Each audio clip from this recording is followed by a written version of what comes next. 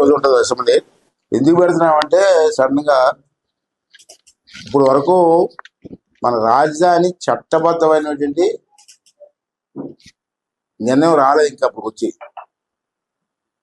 అమరావతి రాజధాని అన్నాం కానీ చట్టపరంగా లేదు. ఇప్పుడు నుంచి ట్రై చేస్తున్నాం.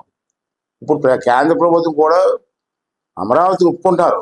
ఒప్పుకోవడం కాదు కావాల్సింది పార్లమెంట్ లో బిల్లు పాస్ అవ్వాలి. అంటే రేపు 4వ తారీఖు వరకు పార్లమెంట్ ఉంది. ఇప్పుడు ప్రధానమంత్రి గారు అంత కూర్చొని మాట్లాడుకొని చట్టబద్ధం చేద్దాం, డిలే చేయడం ఎందుకు అని చెప్పి ఒక నిర్ణయం తీసుకున్నారు. అంటే మాకు ఫోన్ వచ్చింది 2 రోజుల క్రితం. అసెంబ్లీలో తీర్మానం చేసి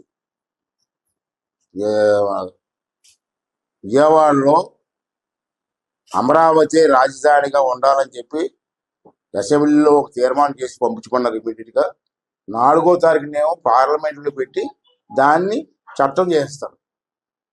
అంటే రేపు 28 అసెంబ్లీ పెట్టాను. 28 అసెంబ్లీ ఉదయం 11 గంటలు స్టార్ట్ అవుతుంది, సాయంత్రం వరకు జరుగుతుంది. ఆ టైంలో అమరావతి రాజధాని కావాలని చెప్పి చర్చ జరుగుతుంది. చర్చ జరిగి అందరం కలిసి ఏకగ్రీయంగా తీర్మానం చేయమని చెప్పి కోరుతాను నేను. అప్పుడు అందరం కలిసి తీర్మానం చేస్తారు.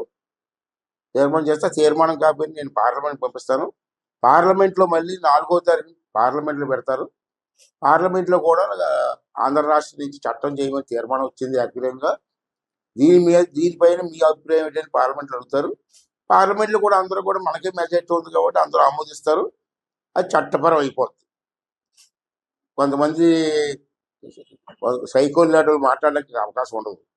చట్టం లేదు, చట్టపరం లేదు, రాజధాని ఎలాగంటారని కొంతమంది మాట్లాడతారు మధ్యన. ఆ చట్టం ఏమైతే వాళ్ళు కూడా మాట్లాడడానికి అవకాశం ఉండదు.